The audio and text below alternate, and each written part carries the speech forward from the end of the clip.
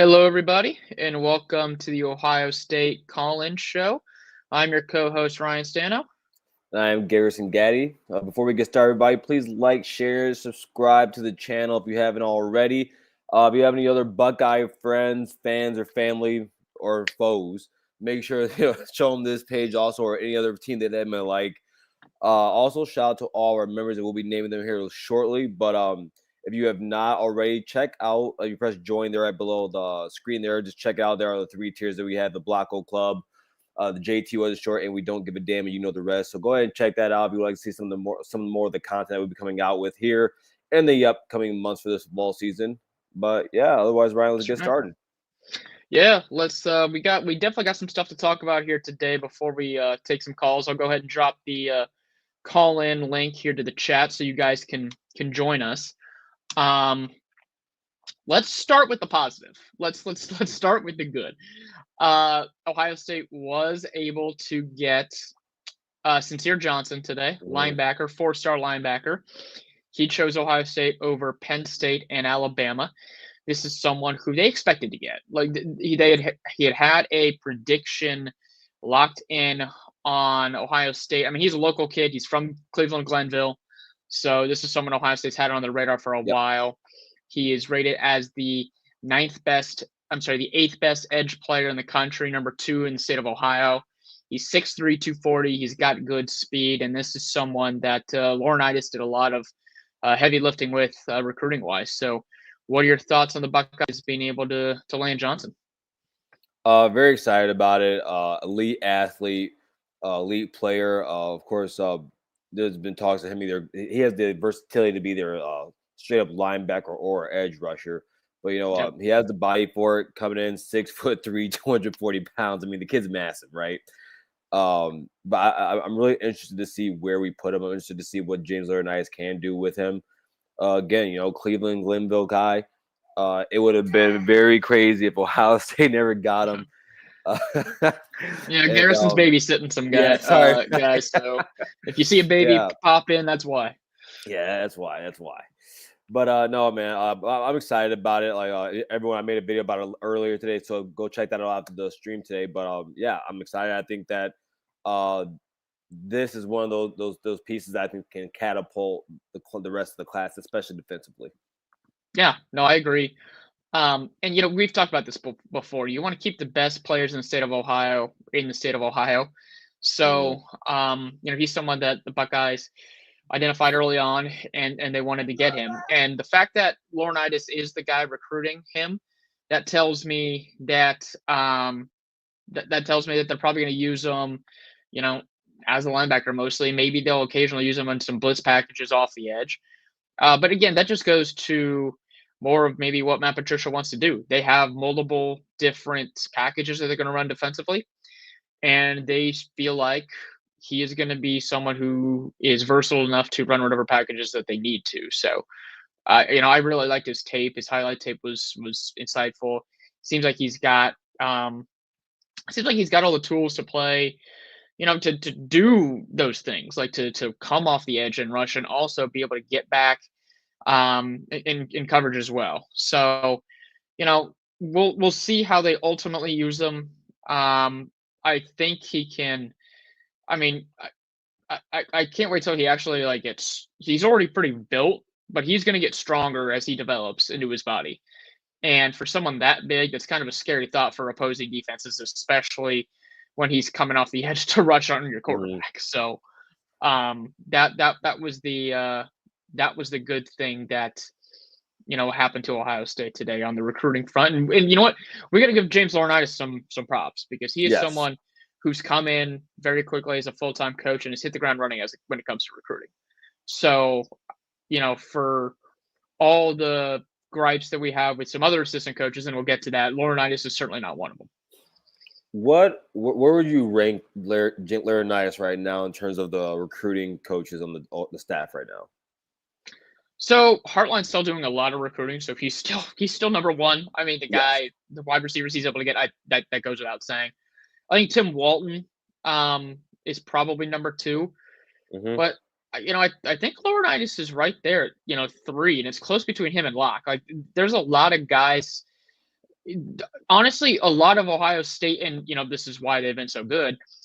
They don't have a lot of weak links when it comes to recruiting. Like they've done a really good job of having guys who can lock in and get some of these prospects. Where would you rank them? Third. I would Yeah. have him third. I think that, and you brought up a good point. I talked about this earlier in the video today, but you bring a great point of saying lock. I didn't think about that, but I think for me, when you look at the linebacker position for James Laurinaitis, I think that especially knowing that he doesn't have as much skin in the game as OG Locke has so far in college football, I do think it's really impressive the way he's been doing. And that if you look at the position that he has to handle, and understand that he had like running back, man, you can bring in one. I mean, you can have an off year and bring in one running back. Like you can do that. Yeah. You can't do that with linebacker. You got to bring them in. It's a just like running back, it's a very high impact position. But again, I'm very impressed with James Laurinaitis. I mean, it's not even Ohio State talk. He's looking like one of the better recruiters in the nation right now. Rivaling. I mean, I should probably look these names up. But whoever Georgia's linebacker coach and whoever Alabama's linebacker coach or Texas linebacker coach, I think that his recruiting level is getting up to that tier. I mean, especially when you think about adding on to the fact that we had Pettyjohn last year. So. Yes, and I think both of us expect to hear from Pettyjohn this year, even as a true freshman. I mean, he may not play a lot, but he's definitely going to get some impactful snaps. Yep. Before we go ahead and bring in our first caller, I do want to get to the negative that happened. And, Ohio State was able to land Sincere Johnson, which was great, but they were also hoping to land someone we've talked about a lot on this show, and that's Luke Waffle. He was the top defensive player left on their board. Mm-hmm. And at the last second, last night it looked good up to last night. There was there was predictions made that Waffle was going to pick Ohio State, and then USC came off the top rope and handed him a giant NIL offer, and that's where his allegiance went to. So Waffle decided to go with USC over Ohio State. Personally, I know we both like Waffle, and we both would have loved to have him on the roster, but if you're just going to go ahead and go where the biggest bag is, not sure that's going to be a culture fit with Ohio State. So I'm not too upset. What do you think? Doesn't seem like he's that worried about it either. Yeah. No. That's what. Yeah. But well, here's the thing. I'm kind of upset that again I didn't just stick to my guns and good grief, kid. I didn't stick to my guns and say, we're gonna we weren't gonna get him. And now I think it was going to turn into a bidding war for Luke Waffle. No, I didn't. I don't think Luke Waffle's a bidding war type of player. Agreed. I don't. This is not Jadeveon Clowney out of high school. That's not what we're talking about here. You get into a bidding war for guys like Felix Ojo, or maybe even Jeremiah Smith, coming out of high school, top end wide receiver playmaker like that. Those are the kinds of guys. Or if he even was I know these guys didn't really play in the NIL era when they were being recruited, but JT Tuimoloau, Jack Sawyer, those were 5-star recruits coming out of school who had some really good skills. Those are guys, either Bosa brothers. Those are guys you pay high top dollar for. You don't get a bidding war for, like you mentioned, someone of Luke Waffle's caliber. So, it is what it is. He's going to be playing Ohio State now that USC's in the Big Ten. So, it'll be interesting to see how he enjoys that decision when he's playing in the shoe and getting torn up. So, we'll see about that. No, I was gonna say, and on top of that, listen, Luke Waffle, I thought he would as highly ranked as he was, 55th in the country. I still thought that he was a project type of player. When you watch his film, you are watching Jack Sawyer. That is what you were watching. You were watching a guy with no moves. He's bull rushing. That's all he can. My gosh, he's bull rushing. That's all he can do, right? So it's not like it's either one of the Bosa brothers who came in and was immediately a good pass rusher right off the bat. So I agree. Here, I'm gonna do this. Let me do this reading real quick, and then let's bring Tim up. Okay, do it. Yeah, let's do that. So just real quick, everybody, quick message from the voice of college football. Get your business, product, service, or personal brand to the next level by partnering with the voice of college football. Let's discuss how you also can reach your target market. Check out the experience of one of our current partners, that being Win Agency, posted here on the screen, and we are here to deliver for you.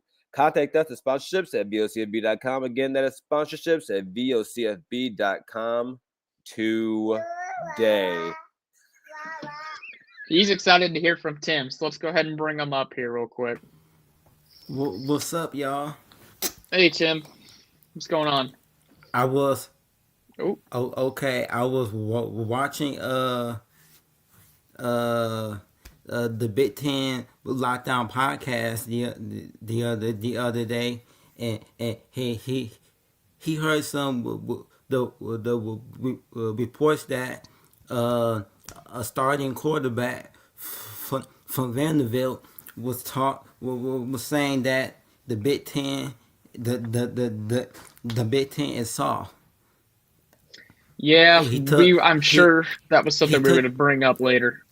he took He's he took that What? towards he took that towards uh, uh, mostly uh, the tier one schools Yeah. like I Diego for my Pavia. reason for my reason is okay. For him to say the a conference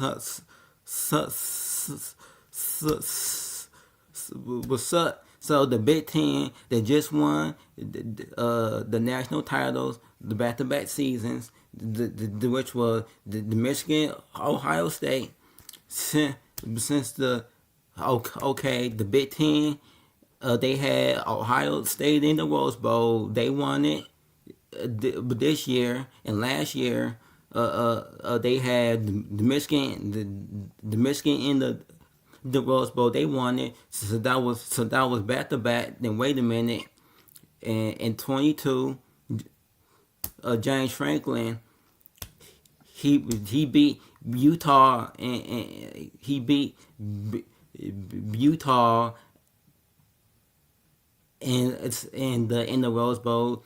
So that was three in a row. In 21, Ohio State they faced Utah in the Rose Bowl. So the Big Ten they going on a 4 year winning streak in the Rose Bowl, and the end zone quarterback that that playing for the rival conference, and he has the nerve that to say that the Big Ten is soft with all the trophies they won since the COVID year. Yeah, and not even. I mean, Diego Pavia. Look, he plays for Vanderbilt. Like he plays for the Purdue of the Big Ten.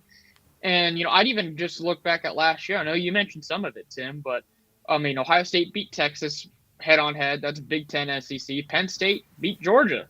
That was or that was a or I'm sorry, Notre Dame ended up beat. Regardless, Ohio State and the rest of the Big Ten, they are the Big Ten is generally a top heavy conference, but so is the SEC. Like you look at Vanderbilt, they stink every year. Yeah, but they beat Kentucky, Bama. But since they beat they did Bama, this year. they go It was the they first going time they've done. around and acting like they can say anything because they beat Bama. Correct. And last year was the first time that We all know that if Nick Saban was coaching that game, maybe, Alabama but they would have won. last year was the first time that they'd had a winning record since 2013. That was when James Wow, Franklin was coaching the team. So, wow. what are your thoughts on this, Garrison? I know you saw these comments from Pavia. Yeah. I definitely have. And if you guys hear my nephew in the background, I really apologize. I got no, but I when I saw them, I was really confused. I read it like probably 4 times just to really internalize what he was saying, and then I realized the quarterback at Vanderbilt is talking shit. Yeah, It baffles me, and I get it, Tim. You know they beat Alabama. I know you guys like to talk about how you beat Bama too, which in all reality means nothing because a lot of unranked teams beat Alabama last season. And yeah. so, hey, Ryan, you want to take over real quick? You're good. You're good. Yeah, no, he's right. I mean, it's kind of ridiculous, and Pavia's just he's talking from his chest just because Vanderbilt had one halfway decent season, and it's very strange because you also look at some of the other lower tier SEC teams, and they don't stack up. Now, I'm not going to sit here and tell you that Purdue and you know uh, Rutgers and Maryland are super great every year because they're not. They stink. But when you look at the top and the middle tier of the Big Ten, I think it's better. So what It's you just as saying good, if not that? better, than the SEC. So what you saying that when they had played in the conference when they went to the Indy the 22 years. So what you saying that was a fluke I'm for saying what's a fluke? Purdue? yeah, baby, yeah, because Well, they won 8 games and they lost to yes. Michigan in the most important game before the playoffs. Well, and that's a little bit more to my point is sometimes like the Big Ten can have these teams that randomly do that, and Purdue's done that more often than Vanderbilt has. So, and those are kind of two of the bottom barrel programs. And also that year, the only reason why Purdue played for the Big Ten championship is because there were still divisions, and the top four teams of the Big Ten played in the East. So Purdue, someone had to come out of the West. But I mean, yeah, that's my thought on it.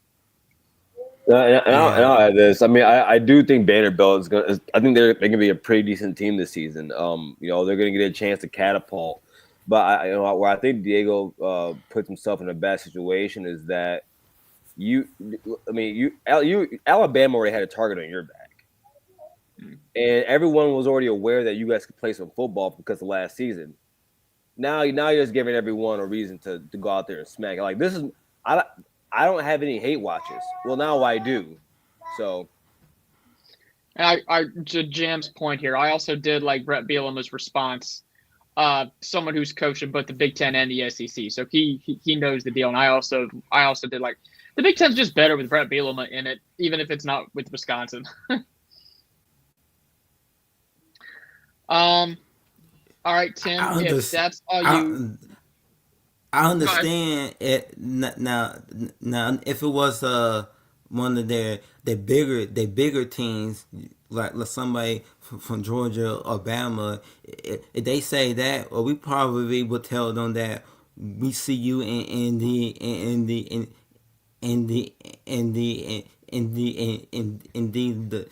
the playoff because we know that the words that come out of their mouth, but their performance on the football field will back them up. But a team like they talking smack. A team like the Vanderbilt, they talking smack to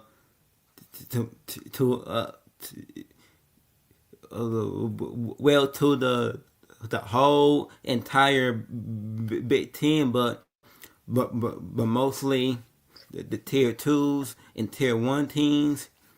They can't really okay, but their performance on the field, it really can't back up the words that came out of their mouth. Agreed. And if Vanderbilt played a mid-tier Big Ten team as opposed to some of those mid-tier SEC teams, I mean, if they Uh, played oh yeah, USC or Iowa, you one of okay, so one of the committees on the O line award, they think that Ohio State could be a finalist this year. Garrison seems to think so as well. We talked about that on Monday. He thinks they'll Yep. compete for the Joe Moore Award for sure. But For sure. yeah. You gonna bring up David here though? Yeah, Yeah, we we'll go ahead and bring got two David guys in. behind him. Yeah, we got some other people waiting in the queue, Tim. So we'll talk. I'm sure we'll talk to you next week. You're one of our regulars. Yeah. All right, see you, Tim. Yeah. All right. All right, let's go ahead and bring in David. Gentlemen. What's going on, David? Yes, hello. First of all, I have David? to. Hey, how you guys doing? How you doing, Garrison? I have to say that a win over Alabama, that wasn't exactly your older brother's Alabama team last year. Is that fair to say? Well, first of all, I've said that even 23 Alabama, if you were ranking like Nick Saban's teams in order, 2023 Alabama would probably be near the list. And I say this as an Ohio State fan, that when we beat Alabama in 14, I don't think that was one of Saban's better teams either, to be fair. No. I mean, it was a good Bama team, but Blake Sims, after his college career was over, I think was pumping gas or something. I don't know, but that was not one of Saban's better teams. Yeah, I mean, one of Saban's better teams obviously was 2020 when they ended up beating Ohio State's ass. I didn't think that team was going to end up being that good, but that Ohio State couldn't stop them. Well, that year either. Well, I will say 2020 was a bit of a disjointed year too in college football. I think they kind of benefited. I've actually stipulated, if you go back and look at it, Saban might have had a better team in 19 than he did in 20, with Tua and the 4 first-round draft picks at wide receiver. That's true. They just ran into Burrow and LSU. Yeah, that's true. That's true. So I still would have liked a shot at LSU that year too. Yeah, that would have been fun. By the way, it's interesting. Mark last night brought up they're going to do a rewatch. I actually did a rewatch, interesting enough, with Clemson fans and I had to suffer through it. The 2019 semifinal loss to Clemson. I had to suffer through that and watch it. Yeah, I had to watch it with 2 Clemson fans, and I had to rewatch that game, and it was bad, man. It was, I love that 19 team so much because I think it's one of the most complete teams I've ever seen at Ohio State. Garrison, I know you love the offense. I just think the team was complete top to bottom when you look at both sides of the ball. I just think the 19 team was just, maybe in the wrong year. Just because of how good Burrow and LSU were that year. I think we could have given them a tough game, to be honest with you. But I don't know if Dobbins would have been healthy though. That's the other big thing, because he was that second half he was really hurting against Clemson. No, I call that 2019 team the best Ohio State team ever come through. I don't think it's close. I think top to bottom, not top to bottom, but I think just the high end talent on that team was just really, really good. I got one I can give close. I think the 15 roster was overall more talented, top to bottom. Those are the 2 teams in my lifetime that are very close to each other, but 2019 I think gets the edge just because quarterback. Justin. Well, not just quarterback, but also like the overall team, like the coaching. Like Urban completely mismanaged that quarterback battle from the get-go. Right, that's true. Obviously, Ryan Day didn't have that issue. Like he knew Justin Fields was his guy, and they went right into the first game knowing what they were going to do offensively. It took Ohio State till mid-season before they realized that JT should have been the guy to start with, and then the Michigan. I mean, they also didn't have any offensive coordinator snafus like the Michigan State game in 2019. Well, so. I was just saying from pure talent of the roster. Like if you look at first round draft picks on the 2015 roster, it's unprecedented. You know what I mean? Yeah. I mean, it's one of the most loaded rosters I've ever. It's probably just as far as depth of talent goes when you look at it, because they had guys on the bench that were first round draft picks on that team. You know what I mean? Yeah. That's how loaded that would be the only point. But as far as dominant team of a season, the 19 team, I get what you're saying, because that team was as dominant a team from start to finish as I've ever seen since maybe 98 was dominant from start to finish, but they had a bad loss to Michigan State at home too. Yeah, 98 and 95 I know were two very good teams. Right. But I was 1 and 3, so I don't exactly remember watching those from start to finish. I got you. I got you a few years on those, so I do remember those teams. But yeah, go ahead. No, go ahead, Kirsten, David, what? So if Ohio State was first off, I don't know who. I haven't watched that game in a very long time against Clemson. I don't plan on watching it for a very long time still. But if Ohio State played LSU, how do you think that game would have gone? I think we could have kept them in the 30s, which is an accomplishment at that time. Remember, by the way, the team that deserves their kudos in 2019 is Auburn, who was the only team to keep Burrow and that offense under 30 points that year, by the way, which is still surprises me to this day. I think we could have kept them in the 30s and given ourselves a chance. My thing is like I said, if Dobbins would have been 100%, because the best thing about that team was its balance. I mean, you had a quarterback that threw for 40 touchdowns and a running back that ran for 2,000 yards. You saw when Teague came into the game in the second half against Clemson. I mean, they had no run game, and they still almost pulled the game out. They had bad calls and then Fields with the interception at the end. You know what I mean? So Dobbins would have had a little bit more, like he would have had, 10, 11 days to get that ankle a little bit healthier. He definitely it wasn't going to be 100%. That's for sure. Right. I definitely think they keep it closer than what Oklahoma did. I mean, Clemson did. Well, I think we played better than even Clemson did. Yeah. Clemson was a good game for about 3 quarters, but yeah, that one really sticks in my craw because I would have loved to have had a shot at LSU. Am I positive that Ohio State would have won that game? No, but I think it would have been a good game, and I think the college football, just the fan base in general of college football, was robbed of seeing 2 elite teams going at each other. Good point. 22 was worse. 22 was probably worse because we would have beaten TCU, though. Yes. Oh, that was a game handed on a platter. But even though 19's a better team, 22 would have beaten TCU. Yeah, 22 was just, that Peach Bowl was the national championship for all intents and purposes, if I'm being honest. Yeah. I'll tell you, I was going to say, every time I think, I know everyone hates when I say this, or Buckeye fans hate when I say this, but that 0-2 team is getting pounded by a lot of Ohio State teams after that day here. They're getting pounded. But here's the thing, Garrison. They may have the greatest victory in the history of the school. They do.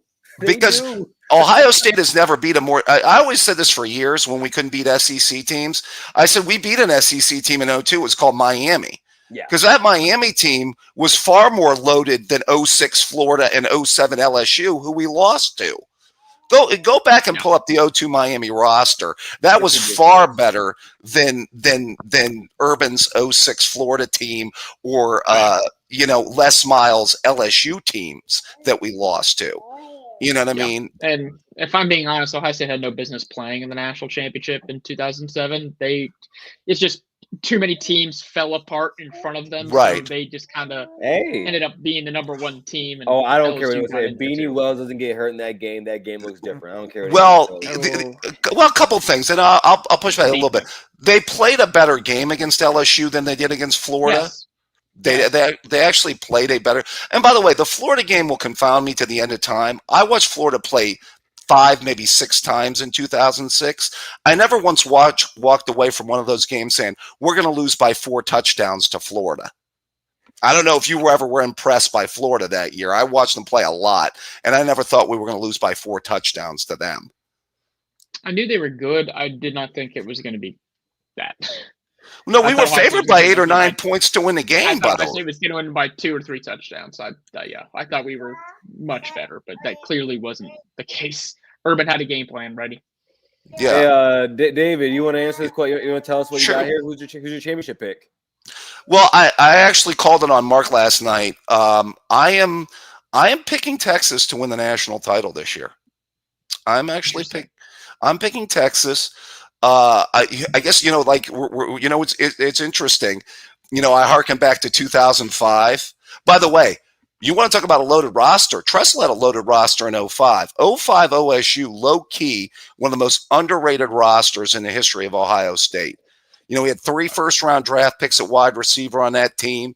I mean, Ginn and Santonio Holmes were awesome. I mean, problem again there is the quarterback. They couldn't decide between Zwick, and then Troy Smith finally kind of took over. Well, blame it on the booster from the year before. Yeah. With Troy Smith taking that dough, and he got suspended to start the season. I still think if you can also blame Ryan Hamby for that Texas game too. That's true, and Tress kind of mismanaged that. He shouldn't have rotated to quarterbacks. I still think that we. And by the way, that best linebackers Tress ever had, best wide receivers Tress ever had, best quarterback Tress ever had, underrated tailback in Antonio Pittman, and a really good secondary. Dante Whitner was one of my dudes. You know, he was a great safety. That was a great team. That was a great game, by the way. But I'm picking Texas because I will say this. I think they've upgraded a quarterback, and I actually am a believer in Sark. I think Sark has kind of had that program on the right trajectory. I'm wondering if this is his Kirby, Ryan Day, kick down the door kind of year. Just, you know, that team that's been close, but like finally kicks down the door. I don't know what you guys' thoughts are on that. I think Texas is a good program. And they're definitely a good team. The beginning of the season, I think, is not going to be who either Ohio State or Texas is going to be. Like that season opener, I think they're definitely going to evolve as the season goes along.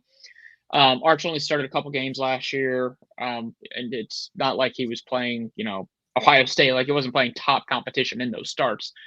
I think the issue, like Texas is a very talented roster.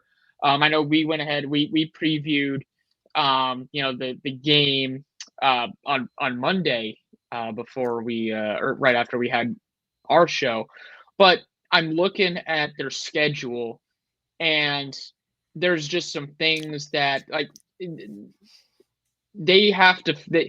My assumption is they're going to finish 10-2, which is going to be good enough to make the playoffs. You know, with the SEC, because they got to play at Ohio State, at Florida, at Georgia. Those games right there, that's a gauntlet. Yeah, I wouldn't be surprised if they came out losing 2 out of those 3 games. And then obviously they have the neutral site game with Oklahoma at the Cotton Bowl, and they still have to play, you know, a pretty decent Texas A&M team. So their schedule doesn't exactly set up for a huge run. But if they're as good as everyone thinks that they are, they should still be able to get through 11-1, 10-2, and definitely have a shot to roll through the CFP. The good news is a lot of those tougher games are at the end of the year once they've kind of identified what kind of team they want to be. It's just that Ohio State game that could end up getting them early on, and then they're kind of, well, we can only maybe lose one more time, and their backs are kind of against the wall. Those other games, they should be fine. Well, you know what? Both Ohio State and hey, there's a future Buckeye fan there. No, he's a Buckeye. He's a Buckeye through and through. What I was going to say is both teams have endured losses, because if you look at the draft, Texas lost secondary. They lost Golden at receiver. They lost some key offensive linemen. You know, they've endured some key losses here too. So that was kind of my hesitancy about maybe picking them too, is like some of the key guys they lost to the draft. I think the reason that people are like their chances in Columbus the first game is because they feel, and a lot of people were saying it last year, that they maybe should have gone to Manning over yours. I think yours' regression as the quarterback was the single biggest thing that cost Texas last year, because I think Texas was pretty good in every other area. If yours was just a little bit better, they could have won it all last year.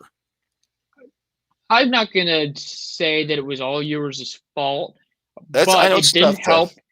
Yeah. I mean, it didn't help that he can't really move like Arch. Like he's not as dynamic of a runner. Like Arch can actually create plays with his legs. And also Ohio State's defense, I mean, if the wheel route didn't exist, I don't know if Texas scores against Ohio State, because obviously both of those touchdowns were wheel routes there in the red zone. So, you know, if I think they were going to lose to Ohio State no matter who was going to be quarterback there. Ohio State was just too talented, and they weren't. Their momentum was running so high after the Rose Bowl. I don't think any team last year was gonna take them down. But Texas be a lot. They were in position. They were in position. I mean, they played Ohio State tougher than any of the 4 opponents. And, hey, Absolutely. if you're inside the 3-yard line with 3 minutes left down a touchdown, you got a shot, Yeah, that's true. That's true. So, yeah. Hey, real quick, we have to get more Ohio State fans.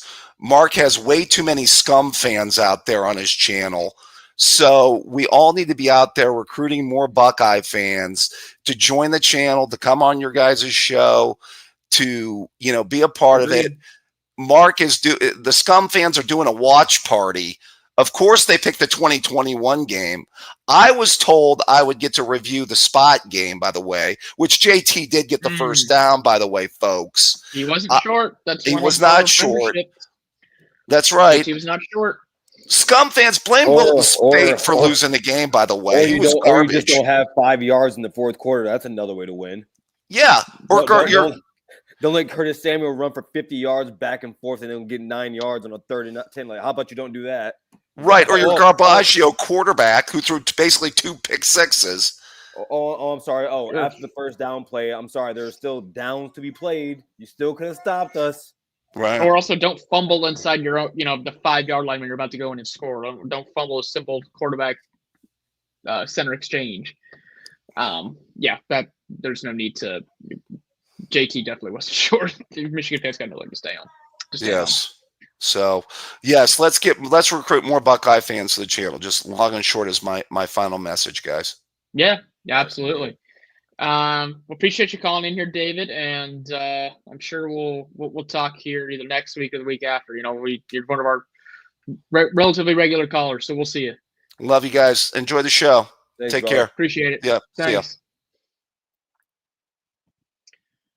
All right, you want to go ahead and I'll bring up Chris. Go ahead, sir. What's up, guys? On, Chris? What's going on, All right. Chris? It's good. What's going on? It is my first time on this channel. I don't know if you guys know who I am, but I'm actually with the Iowa Voice of College Football. Oh no! So I knew that. I was like, I've seen him before, so I looked familiar. Couldn't place it. I opened the website. I was like scrolling through trying to find the name. Yeah, so I'm over there. Yeah, we talk about these games. I'm actually so I go to University of Iowa. I'm a student there. I work for the Daily Iowan, a student newspaper, as a sports journalist. I went to one away game last year, and that was to Ohio State. It was an 8-hour drive, and kick-ass stadium, by the way. It's crazy going there. We had to pass the bomb squad to get to the stadium. That's the crazy shit I've ever seen as going to a game. I've never seen that. Then you guys got snipers on the pillars. They get people in all black. That's right. I didn't know if I was at a Ohio State football game. I just never seen that. No, that's for the Wolverine fans, bro. Yeah, no one's getting in. No one's getting in. But it's funny you said you made an 8-hour drive. We had a buddy for the 2017 game. He made the 8-hour drive out to Iowa, and it was kind of a similar experience for him as it probably was for you last year. So, well, I'll tell you this: we don't got no bomb squad or snipers there. I'll tell you. Yeah. But as far as the game wise, it was probably about the same. Yeah, probably. Yeah. But cool stadium. Y'all got the best band in the country. I'll admit. It was 7-0 at the end of the first half. You guys were up, and I looked at my my other reporter, man. I was like, man, like, so it's just the first half. It's just the first half. Let's see what happens the rest of the game. At that point, I'm already kind of calling good game. Not that I doubt Iowa, but I just know you guys are studs. What happened? Yeah. First drive of the second half. You guys are a little bit before your 60. So like somewhere in the late 50s on your guys' side. Jeremiah Smith has an ISO on the right side of the field. Don't remember who was covering it from Iowa. 53-yard bomb. Boom. Jeremiah Smith to the 4-yard line. Very next play. Jeremiah Smith one-on-one on the left side. Yeah. He makes snagged it. Yeah, you know the play I'm talking about. I know exactly the play you're talking about. That's when I knew the game was over. But that's when I knew he was he was the best receiver in college football. For a freshman to catch it one hand, don't even tuck it in, shove Deshaun Lee, our cornerback, just shove him and scream in his face. He's a freshman. Deshaun Lee is a junior. I said, man, that's a grown man. He might be 18, 19, but he's a grown man. Yeah, no, and if it makes you feel any better, Iowa's not the only program that he did that to. So, you know, Michigan State fans know what that feels like. Oregon, he's going to do it to everybody. Yeah. But I did want to ask you a question here, Chris. Go ahead. So, offensively, how happy are you to have an offensive coordinator who knows how to score more than 6 points a game? Yeah, man, you'd be surprised how often this topic comes up on and off. Sure. Me and my friends, and just hearing it around campus. When you score 21 points, sometimes it's jubilee through the crowd. I don't know if I'm using that word right. It's not in my typical vocabulary, but yeah, I think last year we scored I think around 27 a game. It was a big improvement from the year before when we had Deacon Hill. That was awful. Deacon Hill was. I'm not going to get into that. Hopefully you're not watching this. But last year was good just because we had the best running back in Iowa history and one of the best running backs in Big Ten history in Caleb Johnson. So he really carried the offense. And I give him a lot of credit just because Cade McNamara and Brendan Sullivan was very good for us, I'll admit. But he had struggles throwing downfield. Cade had struggles all through the season. And Jackson Stratton came in. He played good, but he wasn't, the best at throwing downfield either. So for those defenses that know that we're not a downfield threat and we're a running threat, they're really focused on the run. So for Caleb to be doing what he kept doing all season, when defenses know that he's the only type of offense we have, I give him credit, and that just makes it more spectacular what he did. But I think this season, we got Jazz Patterson. He's going to be our backup. We have Kamari Moulton. That's probably going to be the starter. It's going to be running back by committee with those two. And now you got Mark Gronowski, right? Quarterback from North Dakota State or South Dakota State. I think it's South Dakota State. Yeah, South Dakota State, two-time FCS champion. He's a downfield threat. He could actually throw the ball and run with his legs. So I think with Tim Lester, obviously you've seen the jump that Iowa can make, but we just didn't have the quarterback that could get the passing scheme like I'm sure he wanted to. Now we have that. We still got some good running, not top tier like last year, but our throw game is going to be a lot better. And we still kept three of our veteran O-line that were probably draft eligible and could have gone, but decided to stay. I think, and especially with Tim Lester coming back for his second year and most of the offense knowing how he runs stuff, I think that's going to make Iowa a much better offensive team. And it's going to be something new that Ohio State and a lot of these Big Ten teams see, where Iowa's probably going to be more offensive reliant than defensive reliant. And it's going to be a big change, especially for those first Big Ten teams we play. I'm not sure where we play Ohio State in the conference. Actually, do we even play all this? You don't play Ohio State. The Ohio State and Iowa avoid each other. I was going to say, yeah, because I think I remember from my schedule, I didn't see Ohio State at all. Yeah, no, and this is so me and Garrison have actually talked about Iowa as far as their ability to possibly sneak in the college football playoff, and unfortunately, I'm sorry to say I don't have high hopes just because of the schedule. That's because fine. Iowa State's still going to be pretty good. Obviously, you at least get Penn State and Oregon at home, which helps, and you get IU at home, which helps. Like those are going to be your three toughest games. But I still think, at Cam-Riddle, that's a rivalry game. That's no picnic. And playing the Coliseum at USC, I think USC they're not elite USC, but I think they're going to be better than what they were last year in their first year in the Big Ten, personally. Mm-hmm. Is Ferentz ever going to retire? That's a great question. I have a better question. Do you want him to retire? Wait, I'll add to it, and then will his son take over? I don't think fans would embrace his son. That way.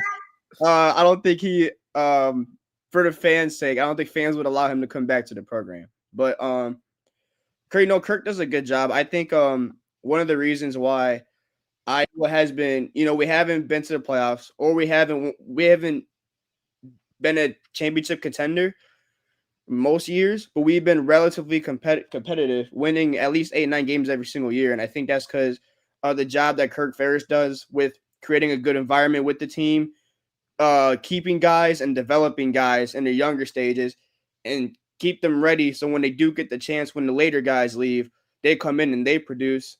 And ultimately, we talk about this on the Iowa Voice of College Football. For those who don't know, I'm with the Iowa Voice of College Football. One thing we really adamant about is Iowa's ability to find diamonds in the rough. 2 stars, 3 stars. It's not the 5 stars. You guys get 5 stars. Ohio State gets 5 stars, 4 stars. We don't really get that a lot. We get a decent amount of 4 stars, not a lot of 5 stars. And it's a bunch of younger guys, guys down in the rankings, but those diamonds in the rough. But Kirk Ferentz does a good job of finding them, having them work for their spot, and developing them and making sure they stay, making sure their time's going to come. And when it does come, they produce. And that's why we produce a lot of guys in the NFL, specifically defense and even tight ends. I mean, I think he does a great job at that. And I think it's going to stay like that until he retires. I don't know. I heard a rumbling where he's not thinking about retirement. So I don't, he could go 30, 35 years. I don't know. I wouldn't be mad about it. But, Iowa's going to remain competitive. I have hopes for the college football playoff.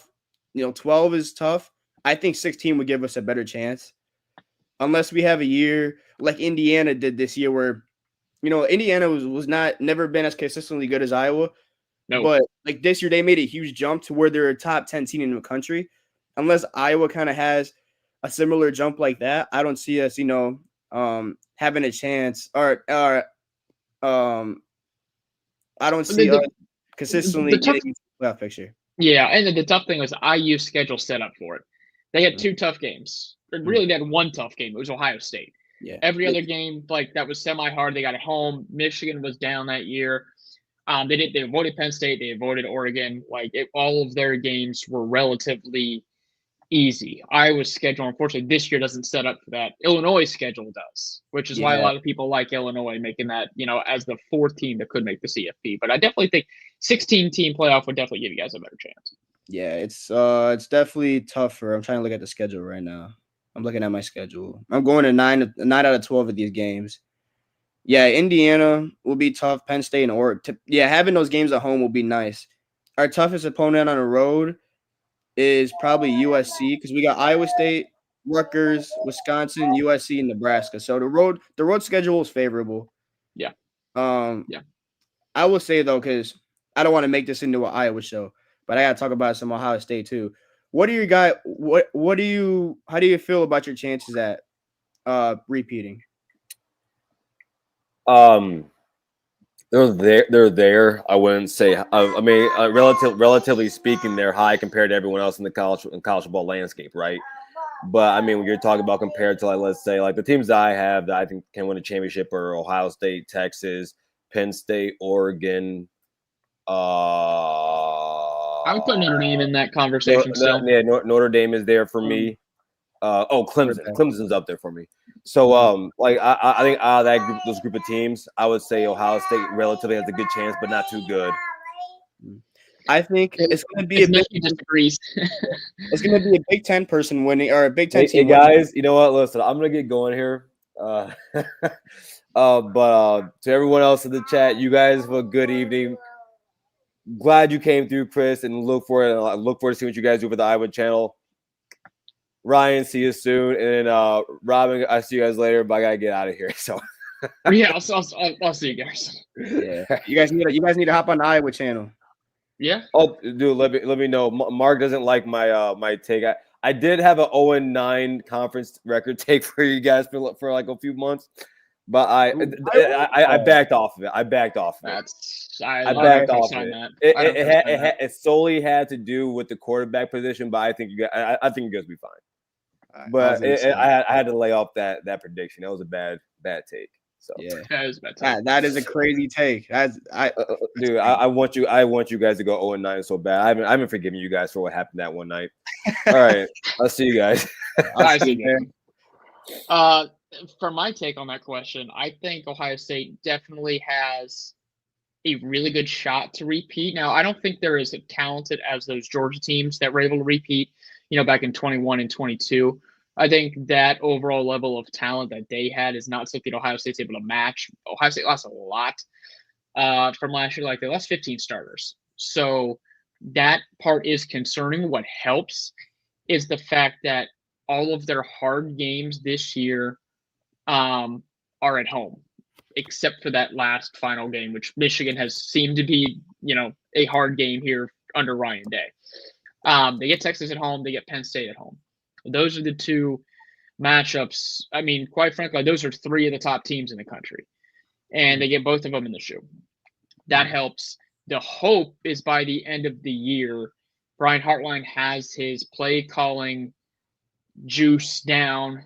Matt Patricia's defense is producing, and they can make another run in the college football playoff as long as they call plays aggressively. Like their skill positions, their wide receiver core is the best in the country. There's still questions with running back, but it's really the defense. If their defensive line is still solid, then I think they've got a real good shot to repeat, but it's really tough to repeat in college football. So we'll see what happens. It is. There's so much changes. This is what I will say. You guys will definitely be competitive. I don't think it'll be you guys. I think it'll be Penn State, and this is why. Just because out of all the teams at the top, I know this is not the sole thing that goes into it, but out of all the teams that, made it the furthest, I'm looking at the top four. So Ohio State, Penn State, Texas has Notre Dame, and Notre Dame. I think Penn State is retaining the most talent. I think yes, the most of their talent because they still got Drew Aller. There are two running backs, Allen and Singleton. and Allen. Yes. And Allen. They were supposed to be, I think, number running backs 5 and 6 in the draft. Insane, and they brought them both back. I think their continuity is really going to help. I'm not too sure of who they all lost besides Abdul Carter. But they lost their best offensive player too. Tyler Warren's gone. He's an Indianapolis Colt, which I love. But yeah, how could I forget him? I'm a Bears fan. I wanted him real bad, but Colts love him. Well, instead you took Loveland. So yeah. I think Penn State might be able to do something in college football playoff. I do not think they're going to beat Ohio State. They're 1-10 against Ohio State under James Franklin. So until it's kind of the Ryan Day thing with Michigan, until they prove that they can beat that team, I'm not worried about them.